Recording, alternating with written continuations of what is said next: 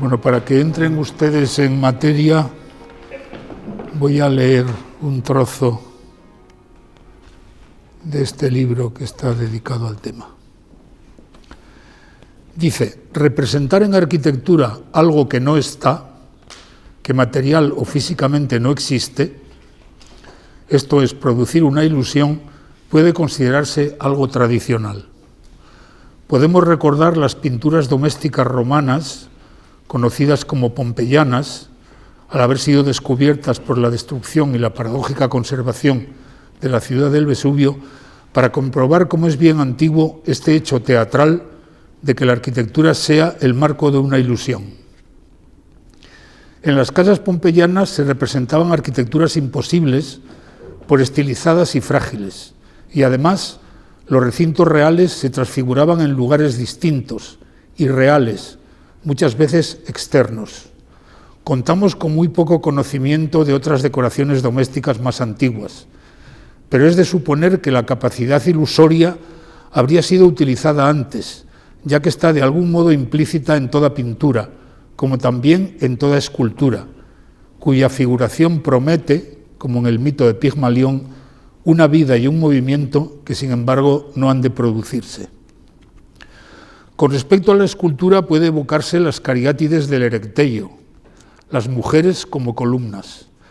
Pero si a toda pintura o a toda escultura figurativas le corresponde la capacidad ilusoria de toda representación, este libro se propone tratar de la ilusión en arquitectura, provocada o no por otro arte, pero cuando se concibe y expresa como tal ilusión, y no solo como mera representación.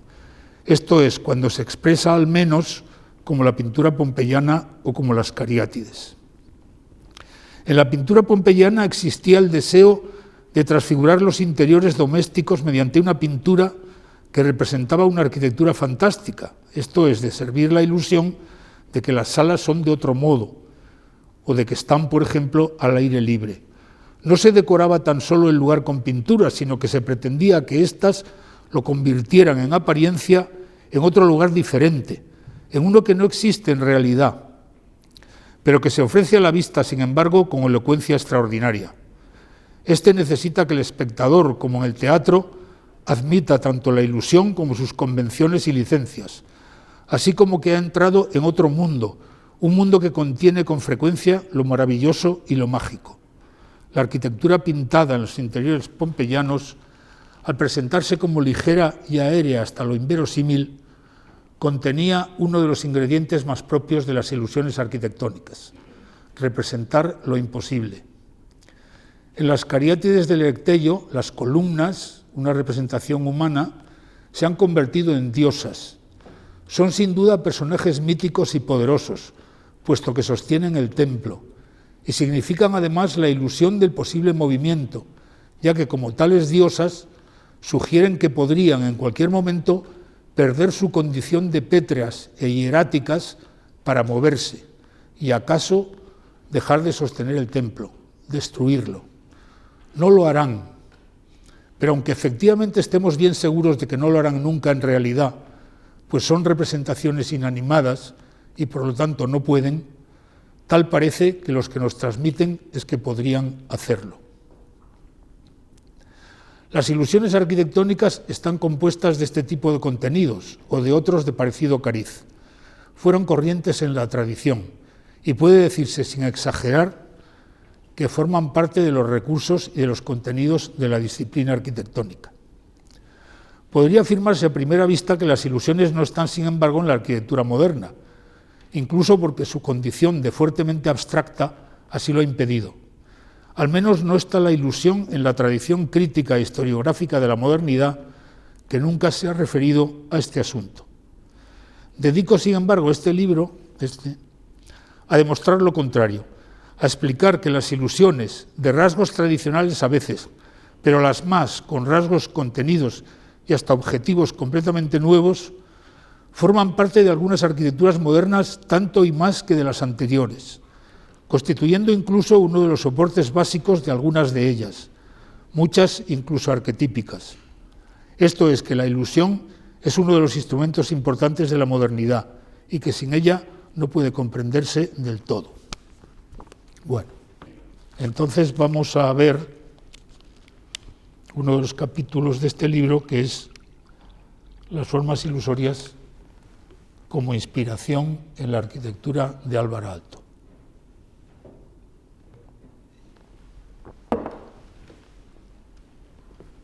Por cierto, que la palabra emérito en latín, emeritus, quiere decir jubilado. Emerita Augusta, la ciudad que se funda para que allí residan los legionarios que habían conquistado Asturias y Cantabria, dirigidos directamente por Octavio, para que se jubilaran, se fundó Mérida, que se llamaba Emérita Augusta, es decir, la ciudad de los militares, porque Augusto es militar, jubilados, emérita. La ciudad de los militares jubilados. Bueno, el mágico día de los muchos soles, la biblioteca de Bipuri. Luego nos dedicaremos bastante a ella. Ahora vemos estas imágenes de la sala de lectura y nos pasamos a Asplund. Porque Asplund, Erik Gunnar Asplund, fue una especie de hermano mayor de todos los arquitectos nórdicos de su tiempo. Y sí que él habló de las formas ilusorias. Y Aalto, que seguía mucho a Asplund, como todos, pero Aalto seguía, concretamente Aalto, pues seguía mucho a Asplund, pues vio este asunto en Asplund. Aquí, por ejemplo, tenemos el cine Scandia, un cine en Estocolmo que todavía existe, se puede ver, aunque le falta alguna cosa, y que está absolutamente lleno de formas ilusorias. La más atractiva es esta de los globos. Los globos eran una lámpara entonces muy moderna. Él llena la sala del cine de globos. El cine era un arte muy reciente.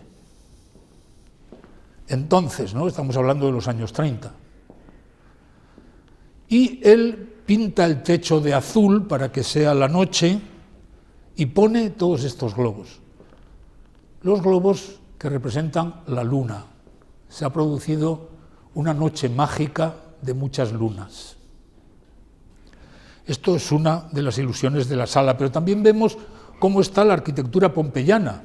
Es decir, vemos estas columnas inverosímiles, que sin embargo no sostienen otra cosa que un palio, ¿no?, de tela, y por lo tanto pueden ser así. Y también vemos, no sé si lo ven ustedes, aquí está Adán y Eva, dos esculturas que están a tamaño natural y por lo tanto pues se representan a esas personas. Si nos vamos a ver los palcos, que son estos, ¿no? Aquí los tienen ustedes, con este pasillo que es el que da entrada a los palcos, en ese pasillo nos encontramos esto. Es decir, que las puertas son edificios. Son edificios porque son todos distintos. Yo no sé si esto tiene, sí. Son todos distintos. Y por eso, pues, simulan ser una calle con edificios. Pero realmente la puerta no es esta puerta, no es esta puerta de aquí, que es lo que simula ser la puerta. La puerta es más grande y está aquí. Es decir, todos son figuraciones ilusorias. Bien es verdad que son escenográficas. Es decir, tal y como se hacían en la tradición, escenográficas. Porque en la modernidad las formas ilusorias se van a convertir en inspiraciones para proyectar. Y una vez que se ha proyectado con arreglo a determinadas formas ilusorias, digamos que estas desaparecen, se confunden con las formas abstractas y por lo tanto no son muy decodificables, a no ser que uno esté sobre aviso y entonces las descubra. Yo las descubrí leyendo a Asplund.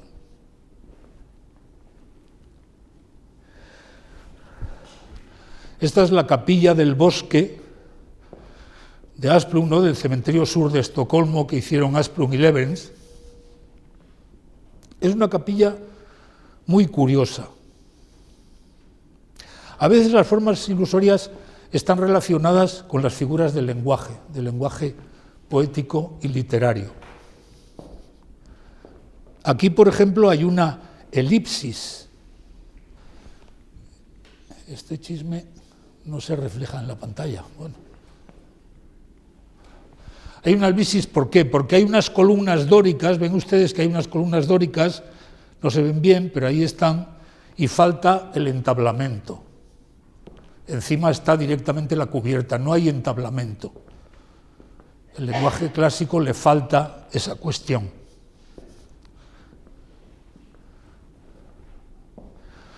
Si vamos a verlo en realidad, pues vemos que efectivamente esas columnas están ahí sin entablamento, y si la foto fuera buena y el proyector también, veríamos que el capitel no está rozando el plano del sófito, el plano de esa cubierta, sino que está ligeramente separado del plano del sófito.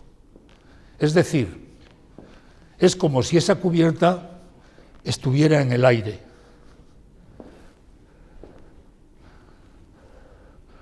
Ahí lo ven ustedes, ahí ven cómo hay una pequeña sombra, ¿verdad?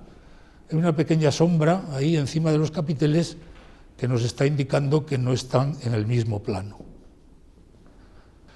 Es decir, aquí es como si la gravedad se hubiera suspendido. ¿Por qué? Porque no vemos la verdadera estructura que vemos ahora tan claramente en esta sección, ¿no? Es decir, aquí realmente pues hay un taco de madera, aquí hay un taco de madera sobre el cual se apoya en el capitel. Es decir, hay una estructura de madera muy elaborada, muy bien elaborada, que no vemos en absoluto, de modo que parece que aquí se ha suspendido la gravedad, que la gravedad no existe. Quizá esto pues tiene bastante sentido en un cementerio que está recordando la otra vida, y en la otra vida pues puede que no exista la gravedad. Cuando Asplund y Leverentz realizan la Feria de Estocolmo de 1930, la gravedad parece haberse suspendido.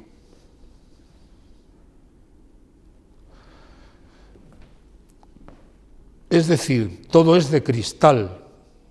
¿Cómo es que se puede hacer un edificio de cristal? En 1930 un edificio de cristal era completamente extraordinario. Ya los hacía Mies van der Rohe. Pero vamos, justo antes, en el año 29. Un edificio de cristal, es decir, un edificio que no tiene materia, que no se sabe cómo se construye, cómo lo sostiene. Incluso, pues, a veces la representación de la gravedad es puramente ilusoria, como la de un mago, ¿no? Es decir, que aquí pues tenemos estas cubiertas que vuelan mucho, pero porque son de tela, sobre una serie de elementos metálicos muy ligeros. Y en general, en toda esta feria de Estocolmo, todo vuela, ¿no? Todo vuela. Todo es como si no hubiera gravedad, ¿no? Pues hay esa gran manzana que hay ahí, que vuela, está sostenida por un cable, esos muñecos también sostenidos por unos cables. Es como el prestidigitador este que enseña el truco, ¿no? Está el alambre que explica que en realidad sí que hay gravedad y que esos elementos además pesan poco. Y también tenemos el restaurante Puck, este que está a la derecha, que vuelve a tener los globos representando a la luna. Es una metáfora, o si se quiere precisar más, una sinécdoque, es decir, que una parte del todo, la noche, está representada por la luna. Y bueno, en general, pues todo lo de la Feria de Estocolmo es como antigravitatorio. La gravedad no existe, todas las formas vuelan, no pesan. Ahí donde baile, pues hay estas inverosímiles columnas que sostienen la cubierta. Bien, todo esto viene a cuento de que Aalto conoce estas cosas, sabe lo de las formas ilusorias y las va a utilizar para realizar su arquitectura. Porque en el libro, si ustedes lo leen, luego les digo dónde se puede obtener gratuitamente el libro en digital. Aalto es de los autores que estamos seguros que sí conocía el tema de las formas ilusorias y lo utilizaba conscientemente. En otros no se sabe. Aalto empieza con un edificio, ya saben ustedes que Asplund, educado por Ragnar Östberg, que era un arquitecto del romanticismo nacional, reacciona contra estos maestros de ellos, del romanticismo nacional, inventando, el nuevo clasicismo, ¿no? Es decir, Asplund, justamente en un momento poco oportuno, es decir, cuando estaban haciendo la arquitectura moderna, inventa lo que él llama el nuevo clasicismo y prácticamente todos los arquitectos nórdicos de su tiempo practican este nuevo clasicismo. Aalto lo está practicando aquí en la casa del pueblo de Jyväskylä, cuyo teatrito estamos viendo ahora. ¿Y qué coloca como lámparas? Como lámparas coloca unas estrellas. Es una forma ilusoria pues muy tímida, ¿no? En primer lugar, porque las estrellas sí que se multiplican en el firmamento, no hay solo una como la luna, es decir, comparando con las lunas de Asplund, las estrellas sí que se multiplican en el firmamento y además la forma esa, por distinta que sea de las estrellas, sí que nos representa una estrella directamente de una forma clara y en cambio el globo no tiene por qué representar a la luna y no tenemos por qué reconocer la luna en un globo, es decir que aquí hay una doble timidez al estar empezando, digamos, Aalto con estas cuestiones, en esta misma casa del pueblo de Jyväskylä. Y en una parte de la subida de la escalera, pues hay un soporte de hormigón en forma de ánfora, que es también pues, una representación bastante tímida. Ahí lo tenemos, la escalera esa de subida a esa sala de actos.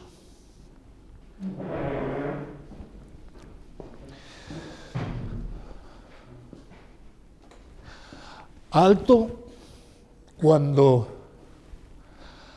trabajaba, cuando Aalto le llevaron a Estados Unidos, porque después de hacer el pabellón de 1939 de la Feria Mundial de Nueva York de 1939, el pabellón finlandés, el pabellón era tan brillante que todo el mundo conoció, todos los arquitectos estadounidenses conocieron a Aalto a través de ese pabellón. Y por ejemplo Wright lo conoció y lo elogió muchísimo. Y entonces los americanos, los estadounidenses, se enteraron de que Aalto era oficial del ejército finlandés en la Segunda Guerra Mundial y que Finlandia estaba luchando contra Rusia en la Segunda Guerra Mundial. Porque Rusia, que le había concedido la independencia a Finlandia, Lenin le había concedido la independencia a Finlandia a raíz de la Revolución Rusa, luego Stalin atacó Finlandia. Y entonces el ejército finlandés pues, se puso en marcha y a Aalto le hicieron oficial. Entonces hubo dos pequeñas guerras contra Rusia a lo largo del tiempo de la Segunda Guerra Mundial. Entonces los arquitectos de Estados Unidos se enteraron de que Aalto estaba luchando en la guerra contra Rusia y cuando acabó la primera guerrita que tuvieron contra Rusia, entonces le llevaron a Estados Unidos, le propusieron irse a Estados Unidos con la familia, etcétera, para ser profesor del MIT. Y estuvo allí de profesor. Y entonces allí los alumnos, y después a raíz de eso hizo la residencia esta de mayores del MIT, unos alumnos le preguntaron que cómo se hacía un proyecto, y él no contestó. Supongo que ninguno de nosotros hubiera contestado tampoco a esa pregunta. Dice, pues mire, haga usted la carrera y le contesto a través de que haga usted la carrera. Bueno, entonces él no contestó, pero reflexionó bastante, y cuando después de la guerra la revista Domus, la revista italiana Domus, hizo una especie de encuesta con arquitectos famosos de cómo hacían un proyecto, entonces él escribió un artículo que pueden ustedes encontrar, es fácil encontrarlo, que se llama El huevo y el salmón, aunque también ha tenido otros títulos, otras traducciones del título. Y él dice que igual que el salmón pone los huevos en el río, luego se va al mar y luego sabe volver al río en el que nació, así hace él un proyecto. Lo que quiere decir es que él, cuando tiene un proyecto, pues se pone a estudiar todas las cosas, digamos, racionales que pueden estar en torno al proyecto. Y una vez que ha acabado con esa recopilación, entonces se pone a dibujar. A dibujar, dice él textualmente, inconscientemente, como cuando uno está, explica él, como cuando uno está hablando por teléfono y el que le ha llamado pues es un pesado y uno se aburre y entonces se pone a dibujar en un papel a ver si acaba de una vez. Así, en este modo inconsciente, yo me pongo a dibujar y sé que llegará un momento en que en esos dibujos inconscientes aparecerá la idea. Y entonces en la biblioteca de Viipuri lo que dibujó él y vio que era la idea es esto.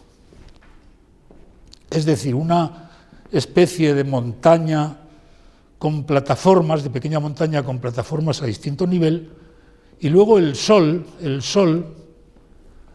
que está ahí no es redondo, sino que es elíptico y que hay varios soles, pintó uno, dos, varios soles, y cuando había pintado esto y vio varios soles, etcétera, dijo, esta puede ser la sala de lectura de la biblioteca de Viipuri.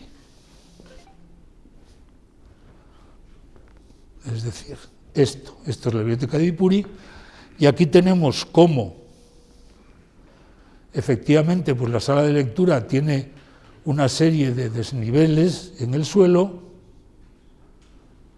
y cómo arriba está el sol, que se ha multiplicado como las lunas de Asplund, ilumina la biblioteca que se desarrolla en esos niveles distintos, en esa, digamos, máquina funcional tan estupenda que es la biblioteca de Viipuri.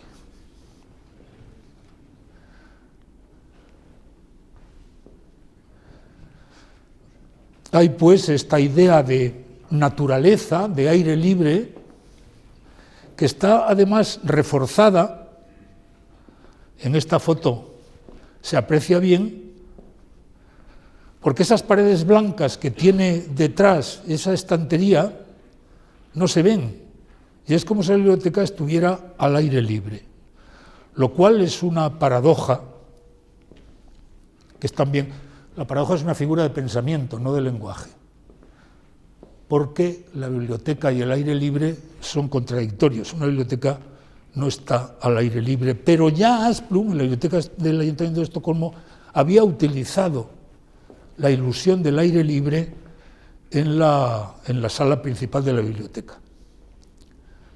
También a través del mismo método, de ver una pared blanca que puede entenderse como que no existe.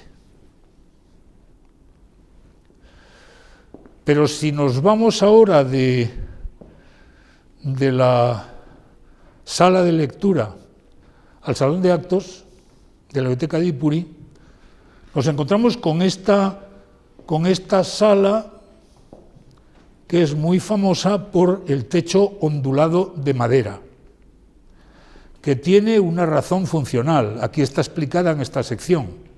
Según a alto una persona que esté detrás, como su voz rebota en estas bóvedas o antibóvedas que hay en el techo, la voz llega hasta el principio. Alguien que pregunta al conferenciante, que está aquí al principio, puede ser oído por el conferenciante gracias a que rebotan en estas bóvedas. Es una pequeña fantasía, porque en realidad no es verdad. Él intenta demostrarlo con una luz, con una maqueta y con la luz, de ver cómo rebotan, pero lo cierto es que hace este techo ondulado. Claro, ¿por qué este techo ondulado tiene esta razón? Tiene también otra, y es que el salón de actos, que está debajo de las oficinas, si retrocedemos un poco lo vemos, está debajo de esta crujía, ¿no?, de oficinas, aunque no llega, aunque no es tan largo, pues es también muy largo. Es un salón de actos que está obligado por la planta de arriba y que resulta demasiado largo, demasiado estrecho y demasiado largo. Es decir, es una sala lineal. Y Aalto siempre ha tenido, respecto a lo lineal, ha usado muchas veces la composición lineal, que es una composición moderna, diríamos, pero siempre tiene mucha prevención con lo lineal, porque lo lineal le parece que en lo lineal te puedes perder. Es decir, no sabes qué tamaño tiene que tener lo lineal, como es en principio indefinido, no sabes cómo acaba y cómo empieza. En principio lo lineal pues es una sección transversal que se va repitiendo. Entonces él lo que hace aquí, mediante este techo, que además tapa la estructura de vigas, es no utilizar la sección transversal, sino utilizar la sección longitudinal, que va toda de una vez, evitando, por lo tanto, las incertidumbres que a él le parece que puede tener la composición lineal. Es decir, que también tiene esta razón más metodológica de proyecto de evitar la sección transversal y pasarse a la sección longitudinal, que también estaba ya en la biblioteca, ahí lo vemos. La biblioteca también es ahí lo ven ustedes en la sección de abajo, que además como tiene dos techos a distinto nivel, vemos que en realidad es la sección longitudinal, esta sección está dada en este sentido, la que realmente está definiendo la sala de lectura. Es decir, también lo ha hecho ahí. Y digamos que esta idea de utilizar la sección longitudinal para vencer los posibles esquematismos de la composición lineal, pues yo creo que es el que lo inventa en la historia de la arquitectura. Pero también hay otra cosa, y es que al tener esta superficie ondulada, aparece la ilusión del movimiento. Es como un oleaje que se ha detenido y que quizá vuelva a moverse. La ilusión del movimiento es una cosa bastante importante en las formas ilusorias y concretamente en las formas ilusorias de Aalto. Pero no acaba aquí todo, porque aquí vemos en los personajes que hay dibujados aquí vemos que los de delante están en unos sillones estupendos. Y luego, en realidad hay unas sillas que aquí no están representadas y luego unos taburetes. Pero hay primero unos sillones, que son esos sillones magníficos de Aalto, luego hay unas sillas y luego unos taburetes. Es decir, que como es demasiado larga la sala, él hace este truco para que la gente se siente delante y la sala, que no está llena, pues pueda parecer más corta como él le gustaría que hubiera podido ser. Entonces esto significa también, ahí lo vemos, ¿no? Ahí ven ustedes los taburetes y aquí ven ustedes los sillones. Los sillones, en medio hay sillas, no se ve bien, y luego los taburetes. Pero aquí hay otra ilusión, porque los muebles de sentarse tienen siempre una cierta condición antropomórfica, es decir, se parecen algo a los cuerpos humanos. Aquí, como en todas partes, como esas sillas que están sentados ustedes, hay esa condición antropomórfica de los muebles, pero además hay 3 muebles distintos, no el mismo, como pasa aquí y como pasa en casi todos los sitios.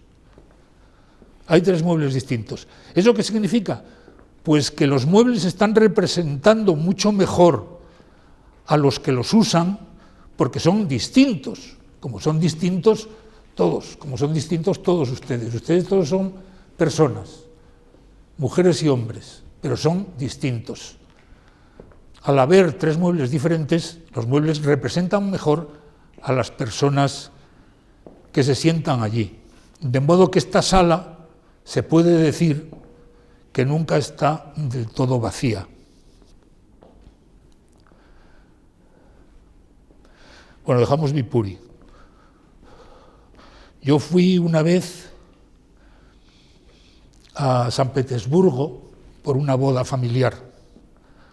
Y entonces yo iba con mi hijo arquitecto y con el otro que no es arquitecto y con mi mujer que también es arquitecto, y nos cogimos un tren y nos fuimos a Viipuri, que es un pueblo que se llama Vyborg y que está en Rusia, porque en esas guerras entre Finlandia y Rusia al final firmaron la paz y Rusia se quedó con un trozo de terreno, y ahí dentro de ese trozo de terreno que se quedó Rusia está Vyborg. Y realmente estaba la biblioteca destrozada, pero la estaban rehabilitando. Y nos enteramos que la estaban rehabilitando con dinero de Finlandia, que los rusos no soportaban que un país tan pequeñajo y tan inexistente para ellos como Finlandia tuviera uno de los mejores arquitectos del mundo, y entonces ignoraban la biblioteca de Viipuri, que estaba hecha una lástima. Y entonces el embajador finlandés consiguió que aceptaran que se rehabilitara y que lo pagaba Finlandia, y lo estaban haciendo. Nosotros vimos a medias este techo ondulado que había desaparecido. Bien, en Turku, los Aalto, Aino y Álvar, los dos, fueron a trabajar a Turku con, ahora se me ha ido el nombre, con un arquitecto finlandés buenísimo con el que fueron ellos a trabajar. Bueno, puedo dejar, luego me acordaré. Fueron a trabajar con un arquitecto muy bueno que vivía en Turku y estuvieron allí trabajando con él bastante tiempo. Y ya hicieron algunas cosas. Al lado de Turku está Seinäjoki, el hospital antituberculoso que hicieron, y también hicieron esto que es el edificio para un periódico, para el periódico Turun Sanomat. Hicieron este edificio por fuera más o menos corbuseriano, con fenestras en longueur, etc. Y en la parte de abajo, en este hueco, hicieron eso de poner mediante una diapositiva, poner ahí el periódico del día, ¿no? Ya saben que en Madrid no ocurre, pero en muchos sitios, en la sede del periódico, pues está puesto el periódico del día para que la gente lo pueda leer desde la calle. Entonces esto es lo que hicieron. Aalto lo que propuso aquí, que nunca se hizo, es que se pusiera el periódico con una diapositiva así de grande, y ahí vemos cómo hay un señor que está leyendo el periódico. Es verdad que esta ilusión no es escenográfica y por lo tanto es un poco anticuada, pero sin embargo es muy moderna desde sus características, ¿no? Una fotografía ampliada es algo que no existió nunca y que, digamos, que hace aparecer las ideas de Venturi con muchos años de adelanto. Es verdad que no es original, porque la hicieron los hermanos Vesnin en Moscú para el periódico Pravda. Pero bueno, aquí tenemos una ilusión de orden diferente mediante la fotografía. Claro, la fotografía, sobre todo la fotografía proyectada, como esto que estamos viendo nosotros, eso es absolutamente una ilusión, ¿no? La fotografía es una ilusión de la realidad y todavía es más ilusoria cuanto más sea una fotografía proyectada, que ahora podemos apagar la luz y desaparece, ¿no?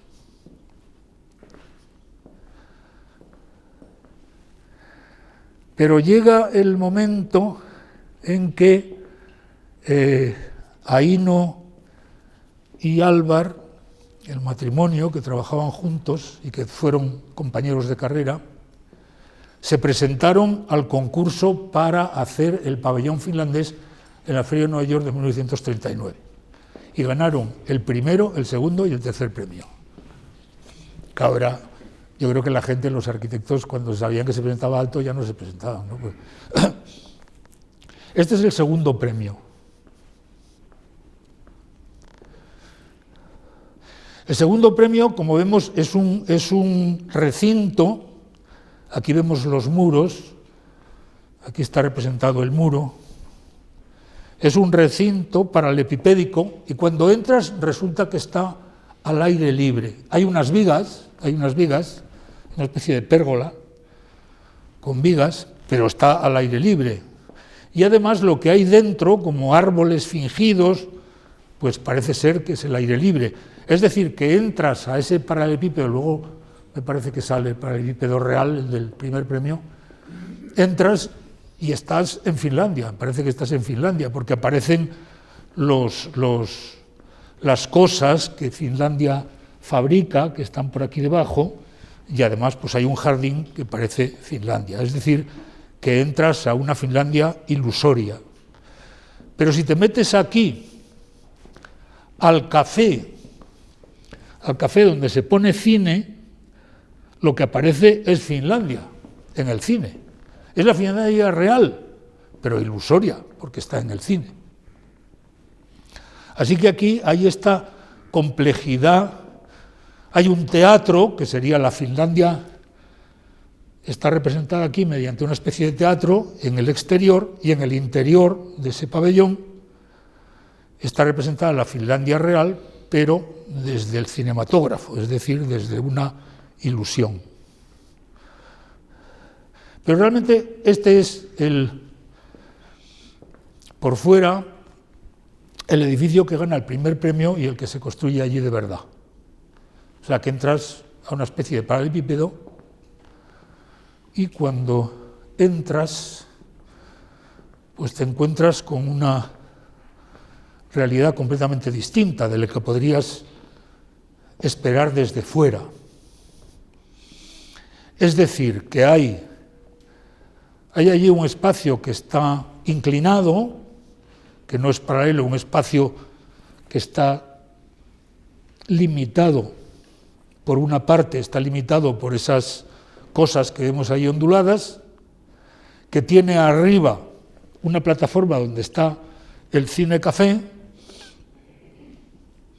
y el espacio que queda entre los dos, donde vas a pisar y donde vas a ver las fotografías de Finlandia y los elementos de fabricación de Finlandia que están debajo de esto y debajo de esto, ves que es un espacio inclinado con respecto al paralelepípedo que lo contiene.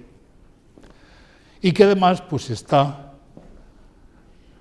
realizado con ese límite de tres superficies onduladas que están inclinadas.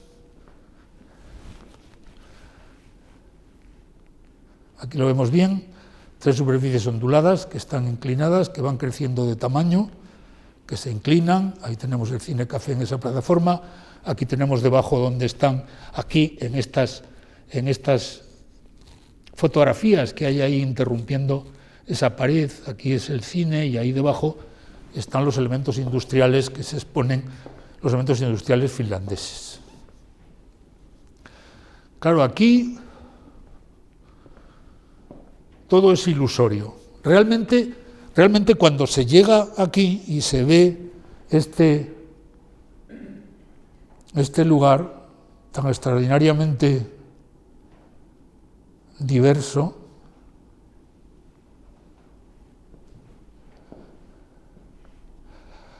uno ve pues que es un espacio realmente maravilloso, complicado. Lo vio Wright fue a verlo y dijo que Aalto era un genio. Pero claro, si uno lo analiza de verdad, dice, bueno, pues tampoco es tan complicado. En primer lugar, es muy astuto, porque estas superficies onduladas no existen como tales superficies, porque lo que hay es elementos de madera que están colocados sobre están colocados ahí, estos elementos de madera verticales, que van formando esas superficies, pues las superficies en sí no existen. Es decir, que el hecho de tener que hacer esa superficie ondulada no se hace. Lo que se hace es colocar, según esa directriz, las maderitas puestas así. Es decir, es muy astuto porque no hay que hacer el esfuerzo de hacer esas superficies con algún material.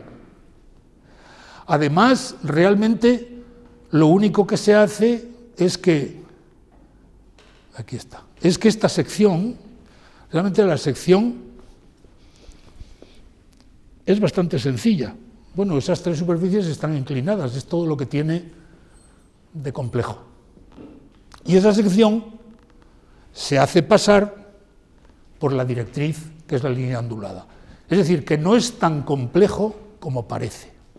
Es decir, lo primero que hay es una ilusión de extrema complejidad. No es tal, no es tan complejo. Es la apariencia lo que es complejo.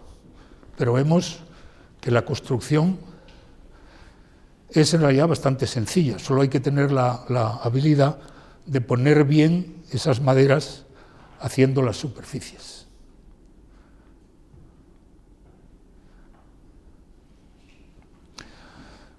Dice, hay muchas más ilusiones, por ejemplo, la ilusión del día. Esto está iluminado desde detrás, de modo que ilumina tanto las rayas entre las maderas como esas fotografías. Aquí hay unas fotografías al transparente que están iluminadas. Están iluminadas desde atrás. Y entonces parece que siempre es de día. Claro, si vas a ver la exposición de noche, ya te das cuenta del truco, pero el caso es que parece que es de día, pero el día es ilusorio. También está la falta de gravedad, cómo se sostienen esas superficies, pues se sostienen desde atrás, como hemos visto en la sección, pero aparecen como si estuvieran volando, como si no fueran gravitatorias. Luego la fotografía, el cine, todo son cuestiones ilusorias, ¿no? La fotografía es una ilusión, el cine es otra. El cine es la ilusión más importante, entonces el cine era relativamente nuevo. Hombre, no tan nuevo, porque en el año 1939 se estrenó Lo que el viento se llevó, que ya estaba hasta en color, con lo cual el cine no era tan nuevo, pero bueno, era todavía ligeramente nuevo, ¿no? Y por lo tanto aparecía como un mecanismo ilusorio más fuerte, ¿no? Ya saben ustedes que cuando los hermanos Lumière estrenaron en París la primera película que hicieron, que una de las cosas que tenía era un tren que venía, la gente se apartó, porque la gente creyó que de verdad venía el tren, ¿no? Pero cuando ves el cine por primera vez, pues te crees que es verdad, que ahí está lo que tiene que estar. Bueno, el cine café, ese cacharro que está colgado del techo, es donde está el proyector, debajo están los elementos fabricados por Finlandia. Bien, el caso es que se entraba en este lugar, un lugar ilusorio por excelencia y un lugar verdaderamente magnífico. Claro, todavía es más ilusorio porque no existe, fue derribado, como todas las cosas de la feria de Nueva York, y por lo tanto es todavía una ilusión que solo podemos conservar en la fotografía, que es a su vez una ilusión. Esta es la planta de abajo del encargo que tuvo Aalto a raíz de ser profesor del MIT. Claro, ¿por qué es ondulado? Es ondulado porque si fuera recto no cabía en el solar. Esa es la primera razón. Es ondulado por más cosas, pero la principal es que no cabía o había que hacerlo más alto. Aalto no quería hacerlo de más altura, decir la palabra alto y a alto en la misma frase es casi imposible. No quería que tuviera más altura y con esa altura pues no le cabía en el terreno, con lo cual pues lo onduló. Claro, ondular una línea es quitarle el esquematismo, porque al ondularla se convierte en una figura. Ya no es una especie, ya no es una raya indefinida como estas del suelo que acaban porque acaba ahí la habitación, pero que a lo mejor también están en ese pasillo. Ya no hay el problema de cómo se limita, porque consiste en una figura que ya tiene su valor propio, su valor figurativo propio. Y además, como le falta todavía cabida para las habitaciones, entonces le pone aquí estas otras habitaciones y aquí unas dependencias, de modo que destruye en gran medida la línea. Ya no es exactamente una línea. Y además tiene la parte de entrada, que es esta, y el comedor, que es ese, como otra línea que corta a esa como por la mitad, con lo cual hay una complejidad suficiente en que ya la composición lineal ha perdido importancia. Pero el caso es que al ondularlo, pues aparece una ilusión. Es decir, el bloque ondulado lo había dibujado Le Corbusier para Argel, si se acuerdan ustedes. Pero nadie la construye hasta llegar a este momento. Claro, el bloque ondulado, pues es un bloque recto que se ha ondulado. ¿Cómo es que se ha ondulado un bloque recto? Si el bloque es de piedra o de hormigón o de lo que sea y por lo tanto no puede ondularse, ¿cómo es que se ha ondulado un bloque recto? Es decir, hay aquí una ilusión de movimiento o de biomorfismo. ¿Es que se trata de un animal? ¿Podría ponerse recto otra vez? Hay esta ilusión en el bloque que se ha ondulado. Y por lo tanto, aunque no tenga nada que ver figurativamente, pero en el concepto sí tiene que ver con esto, con este cuadro de Salvador Dalí, en donde los relojes son blandos. Los relojes no son blandos. ¿Cómo es que los relojes se han reblandecido? Si esto es imposible. Es decir, una forma ilusoria de este cariz. Y luego hay otras cosas que a lo mejor no tienen mucho que ver con las ilusiones, pero que es interesante citarlas, y es ver cómo este bloque que mira hacia el prado que tiene delante y al río, al Charles River que está allí delante, y por lo tanto pues todas las habitaciones están mirando hacia ese lugar donde está el sol y donde está el paisaje, pero con toda la complejidad que ha tenido este proyecto, claro, a un elemento lineal o a un elemento doméstico, a un elemento, aunque no sea una vivienda, sino también una residencia, como es esto, en las viviendas ocurre, digamos que hay una fachada delantera y una trasera. En la vivienda moderna, que es un bloque abierto, pues es común que tienes la fachada de los salones y la de las cocinas o la de los dormitorios. Hay dos caras completamente distintas en un bloque abierto de viviendas. Y aquí, como es una residencia, también las hay. Entonces, ¿qué hacen los arquitectos? Los arquitectos camuflan un poco esta diversidad. Es decir, intentan que la parte de atrás, donde da la escalera, que además encima lo complica, la escalera siempre lo complica todo porque introduce líneas que están a medio piso, las cocinas, etc. Los arquitectos intentan disimular esta condición completamente distinta de un bloque abierto. ¿Qué hace Aalto? Aalto lo que hace es lo contrario, exagera la condición distinta de las fachadas. La parte de atrás, aprovechando esas ampliaciones para más habitaciones que tiene, se ha convertido en esta fachada. Es una fachada, digamos, agresiva. Está como diciendo, usted no pase porque no es de aquí.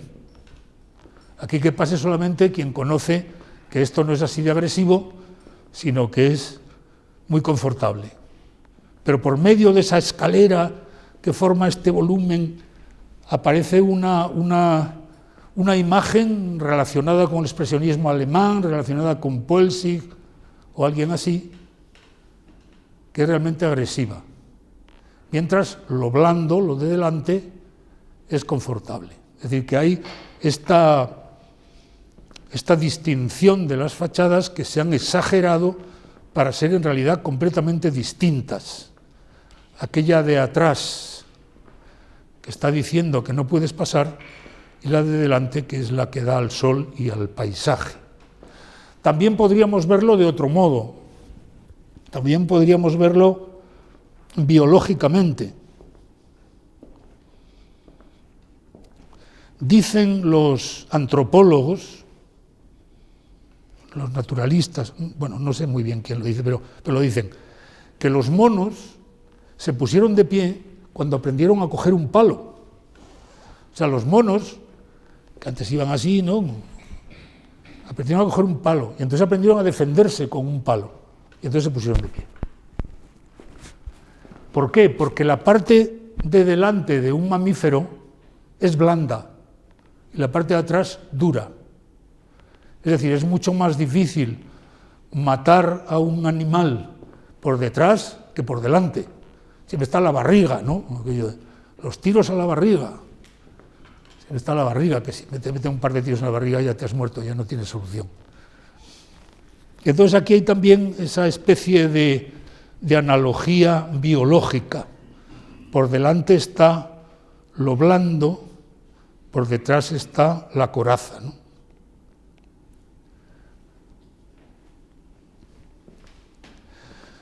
Aalto tiene un proyecto que no llega a ninguna parte para Pavía, en Italia, de trozo de ciudad, que es este.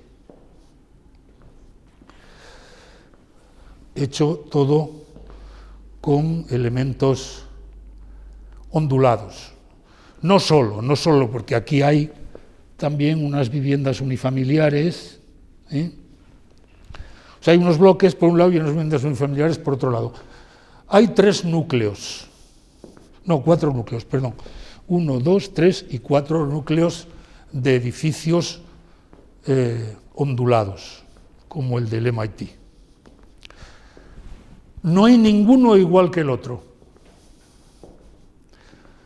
Está la altura, está el escalonamiento, está la longitud y está el modo de acabar.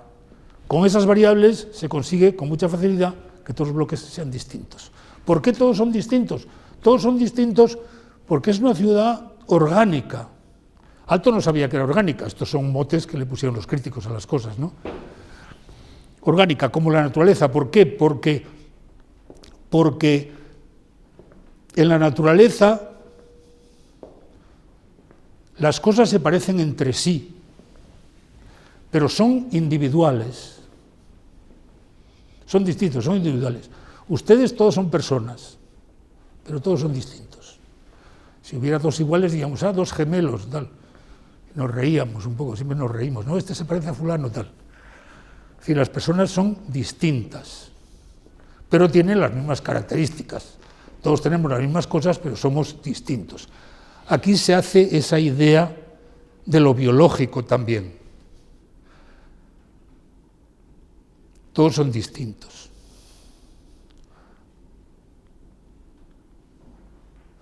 Aquí lo vemos en detalle, y aquí lo vemos en más detalle aún. Aquí hay otra cuquería, otra condición astuta, que también estaba en el pabellón de Finlandia, que es que en realidad la figura ondulada no utiliza curvas, sino que todos son rectas.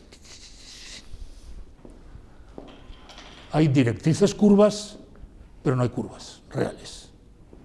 Con lo cual el constructor no se tiene que preocupar. No hay que hacer cosas difíciles. Y luego aquí está la ilusión de movimiento, ¿no? ¿Esto qué es? Son bloques. Pero si no estuviéramos en una clase de arquitectura, pues alguien diría, no son bloques, son como serpientes que van avanzando, ¿no? Son como la desaparición de los diplodocus, cuando los diplodocus van al lugar donde iban a morir. Es algo vivo, animado. En la maqueta todavía esa ilusión es más fuerte, ¿no? La ilusión de movimiento, van avanzando. Villamairea.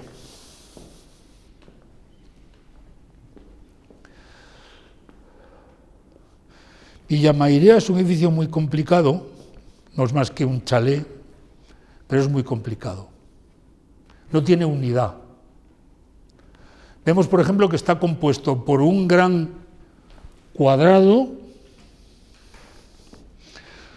es una composición por partes, diríamos, ¿no? Un gran cuadrado, un elemento aquí lineal que contiene el comedor y contiene el vestíbulo y los servicios. Pero estas tres figuras, que son completamente distintas entre sí, si las observamos mejor vemos cuán distintas son. Esto no solo es cuadrado, sino que está hecho con soportes corbuserianos, con pilotís. Esto otro está hecho con muros, pero tiene una distancia pequeña para tender un forjado. Y esto, que también está hecho con muros, tiene sin embargo una distancia grande. La distancia de eso, que es el servicio, el office, la cocina, las habitaciones de la servidumbre, etc. Vean ustedes que en realidad hay una caja mural que es suficientemente ancha y suficientemente larga para que dentro de ella se produzca la planta libre. Sin embargo, aquí no hay distancia y por lo tanto no hay planta libre ni nada que se parezca y se ocupa por medio de esa sala de comedor. Y luego al llegar aquí vemos que ese cuadrado, tan riguroso como tal cuadrado, realmente está desmentido. Está desmentido porque aquí hay una terraza que lo muerde y le quita el espacio cuadrado. Aquí hay una parte muy ambigua porque hay una escalera que en parte penetra en el cuadrado, pero sobresale más por el otro lado. Y aquí también hay un despacho que elimina espacialmente ese cuadrado. Hay un cuadrado, pero ese cuadrado no se refleja como espacio, no se refleja como forma visible. Es decir, que todo es distinto. Por otro lado, esta casa es una casa patio, porque por medio de este murete que hay aquí, que se dibuja, que parece guirlache, ¿no? Turrón de... y un techo que tiene esto, que llega hasta esta sauna, esto es la sauna, entonces se encierra, digamos, un espacio exterior que es como un patio. Es una casa patio moderna. Las casas patio modernas siempre tienen el patio abierto, no lo tienen cerrado, por varias razones. Una, porque las casas modernas no son suficientemente grandes como para cerrar un patio. Pruébenlo ustedes, si quieren hacer una casa patio moderna, verán cómo no tiene programa para cerrar un patio, a no ser que este patio sea minúsculo. Y además al patio le faltan las vistas, entonces, como da la casualidad que el patio tiene que ser abierto porque el programa no puede rodearla, pues ganamos las vistas, que si no, no las tendríamos. El problema de la casa patio siempre era el mismo, la casa patio es un paraíso para el hombre, pero tiene el defecto de que no tiene vistas, a no ser que organices algún truco. Los renacentistas lo hicieron para que sí las tenga de todas formas. Este es el comedor. Este es un trozo de la estancia. Otro trozo de la estancia. Y el patio.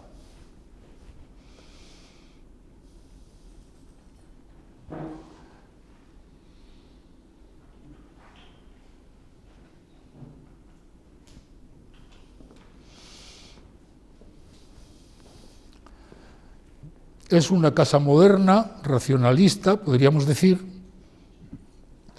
Tiene este frente por donde se entra por aquí.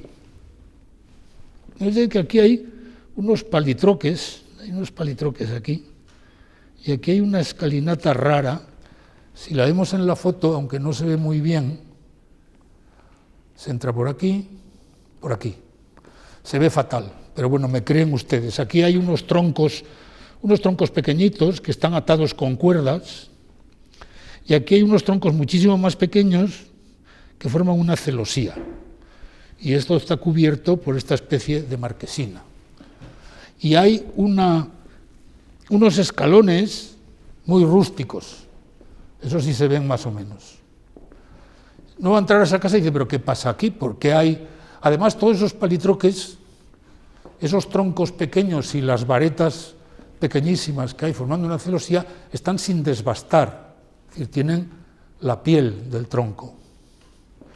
Y luego tenemos además pues esos escalones rústicos que realmente no tienen nada que ver con esta tersura racionalista que hay ahí, ¿no? ¿Qué ocurre? Algo raro ocurre en esa casa. Entramos por un lugar extraño. Cuando entramos vemos que hay más troncos. Los pilares, por un lado, y las varas que tiene la escalera, la barandilla de la escalera está formada por esas varas que sí que están ya desbastadas y barnizadas, porque están dentro. Y los soportes que vemos son unos soportes negros, que no sabemos de qué material son. Enseguida que nos ponemos a averiguar, pues en realidad son pilotís de hormigón encofrados con un tubo metálico que se pinta de negro, pero que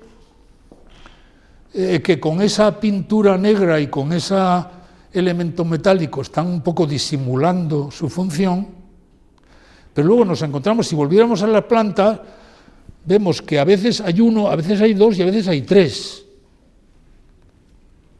y que todos ellos tienen siempre un arrollamiento de madera, como este de aquí, que en este caso abraza a los dos soportes. ¿Cómo es que se ponen dos soportes, o tres, o uno, en vez de poner soportes más grandes, o lo que sea? ¿Qué significa eso?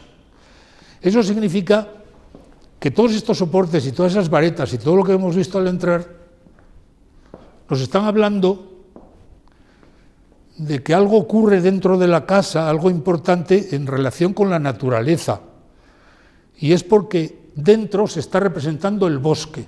El bosque que se ha tenido que talar para construir la casa está dentro.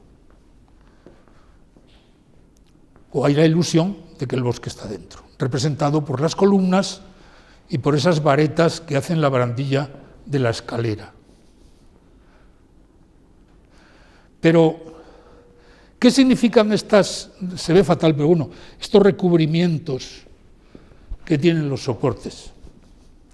Con esos recubrimientos están representando el hecho de que si tú tienes troncos para hacer un soporte y los troncos son demasiado delgados, unes dos o tres para que sean más fuertes y los unes como puedes, con cuerdas, con los atas con cuerdas.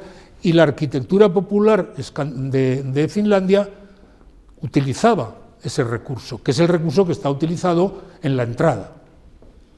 Hay unos soportes que fingen soportar la marquesina, que la marquesina es de hormigón y está volada, no lo soportan, fingen, y tienen cuerdas. Son tres soportes y tienen cuerdas. Entonces aquí se está representando ese asunto. No necesito unir estos soportes para nada, pero lo represento mediante ese recubrimiento que tienen. ¿Qué significa esto? Esto significa, o sea, en buena medida, en algunas cosas de carácter metodológico, la Villa Mairea es corbuseriana. Es corbuseriana por dos razones. Una, porque utiliza los pilotís, y otra, porque superpone dos plantas diferentes una encima de otra sin que pase nada, es decir, la planta libre. ¿Qué era la planta libre? Pues la planta libre era el hecho de que tú podías superponer distintos estratos uno encima de otro, aunque fueran completamente distintos. Entonces hay esa superposición de dos plantas diferentes. Hemos ido muy deprisa cuando se ha visto la de arriba, pero bueno, tanto da. Y además los pilotís. ¿Por qué están recubiertos estos pilotis cuando están solos, o cuando están dos, o cuando están tres? Están recubiertos porque están recordando ese recurso de la arquitectura popular de que cuando tengo dos troncos o tres, en vez de uno porque necesito más fuerza para ese soporte, los ato con cuerdas. Los ato mucho además, porque no puedo hacer que se puedan desatar. Hay ese recuerdo de lo viejo.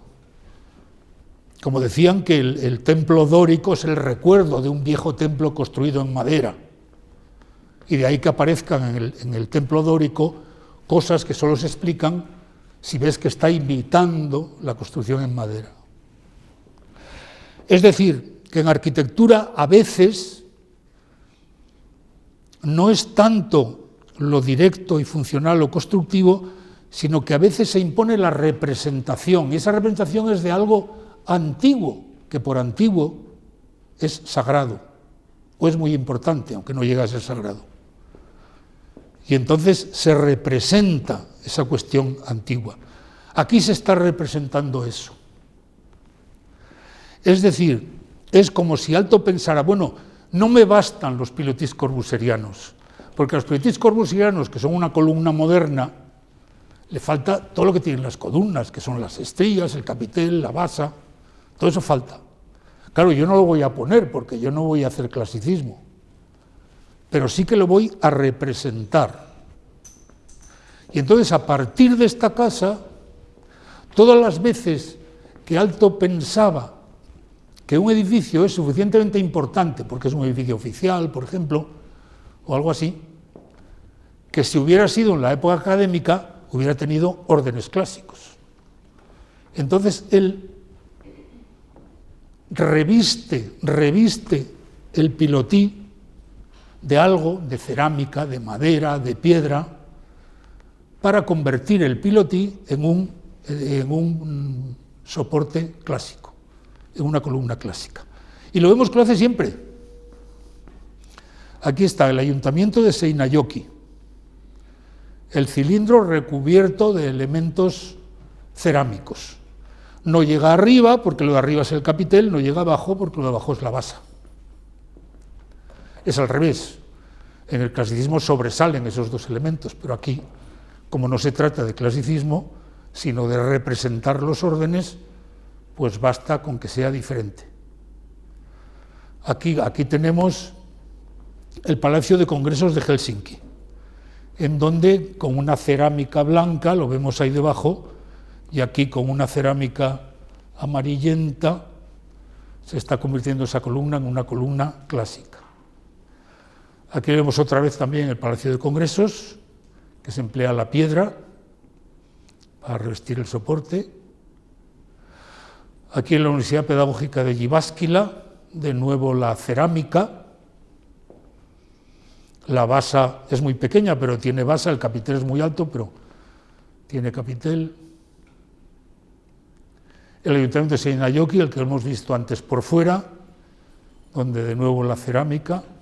Es decir, que Aalto inventa un orden sacado de la tradición para ser empleado en donde las columnas tienen que tener una gran importancia y solemnidad, como pasaba con las columnas clásicas en el pasado.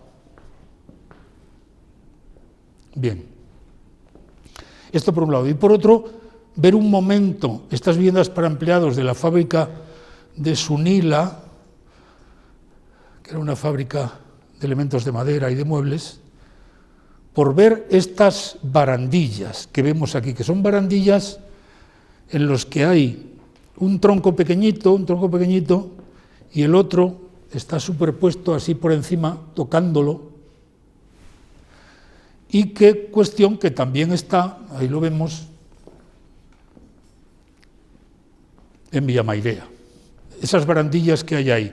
Aquí vemos cosas, o sea, aquí aparece de nuevo elementos rústicos, esa escalera, una chimenea que hay aquí que no se ve porque eso está muy oscuro, son elementos rústicos como los de la entrada, pero también tenemos esta barandilla, ¿no?, que está compuesta, como ven, de troncos muy pequeños que se han desbastado pero no se han barnizado ni pintado y que están tangentes así. ¿Eso qué es? ¿Qué es eso? Esto podría ser una pregunta de examen de doctorado. ¿Qué es eso? Eso es neoplasticismo rústico. Es decir, esto es el modo en que Rietveld une los elementos de madera para hacer muebles, pero con elementos cilíndricos y además sin pintar. Neoplasticismo rústico. Es decir, hablando siempre de... La casa está hablando siempre de modernidad y tradición. Es una casa moderna, pero con elementos tradicionales. Y vemos que esta cubierta, vemos que arriba tiene césped, ¿lo ven? Hay césped. Después de esa barandilla, cuando esa barandilla ya no te deja pasar, no te deja pisar esa cubierta, la cubierta se convierte en cubierta de césped. Ahí lo vemos, está un poco seco y llega a tapar la sauna. Ahí vemos bien esa barandilla, ahora se ve mucho mejor, y cómo hay césped encima de esa cubierta que llega hasta tapar la sauna y todo está lleno de césped. Es decir, que aquí tenemos siempre... ¿Y qué es la sauna? La sauna es una especie de cabaña. Es una especie de cabaña. Es decir, que está la casa moderna y la cabaña tradicional. Los Gulischen, que eran los dueños de Villa Mairea, se apellidaban Gulischen. Y los Gulischen le dicen a los Aalto, porque este edificio está hecho por los dos, por Aino y por Álvar. Aino se muere después de la Segunda Guerra Mundial, pero hasta ese momento todo lo que hizo Aalto era también con su mujer, con Aino, que era además especialmente hábil en los detalles y en los elementos de diseño. Entonces los Gulischen le dicen a los Aalto que quieren una casa moderna pero finlandesa. Entonces los Aalto responden con este encargo en que hay una casa moderna que está sin embargo llena de detalles que aluden a la tradición, pero además está la cabaña original, está la cabaña que es la sauna. La sauna es una cabaña, está también la cabaña tradicional. Aquí tenemos la cubierta esa que está... Tenemos también el murete, ese murete que parece turrón de birlache en las plantas, ese murete de mampostería muy vasta, que también está hablando de condición rústica. Y cuando llegamos a la sauna, pues vemos que la sauna es una cabaña construida de forma tradicional. Es decir, aquí tenemos los troncos atados con cuerdas para ser mayores, y lo que es completamente sintético en la casa, es decir, que son casas, que es una casa de losas de hormigón sobre soportes también de hormigón, y todo es, por lo tanto, sintético. Aquí es todo analítico, como es la arquitectura tradicional. Es decir, hasta los soportes están divididos en partes, luego aparece esa viga que pasa por el medio de los soportes, luego aparecen estas viguetas más pequeñas. Es decir, normalmente en la construcción tradicional hay 3 órdenes, pero aquí hay 4, ¿no? Los soportes, las vigas, las viguetas y otras viguetas más pequeñas todavía. Y aquí vemos cómo esos soportes compuestos se apoyan en una piedra que está agujereada, una piedra posada ahí y que está agujereada para que se metan los soportes. Es decir, aquí tenemos la cabaña tradicional. Y además hay una piscina. Pero esa piscina es de forma de riñón, ¿no? Nació aquí, la piscina de riñón que tantos arquitectos han copiado, nació aquí, en Villa Mairea. Y ¿pero qué representa? O sea, es que realmente aquí lo que pasa es que hay un teatro, aquí hay un teatro. La casa moderna, la casa tradicional, el lago, la piscina es un lago, por eso tiene esa forma. Y además incluso no tiene una sección recta como tienen las piscinas, sino que tiene una sección así. de una sección de este tipo, como para que represente mejor a un lago. Es un lago. ¿Qué es esto? Finlandia. Esto es Finlandia. La casa tradicional, el bosque, el lago y la casa moderna. Esto es un teatro que está representando esa idea de los Hulinsen. Una casa moderna, pero finlandesa. Entonces se hace una representación de Finlandia. Para que sea finlandesa se hace una representación de Finlandia, que está aquí con todos sus elementos. El bosque, la casa tradicional y el lago. Eso es Finlandia. Bueno, ya está. Hemos acabado. Nada, no hay...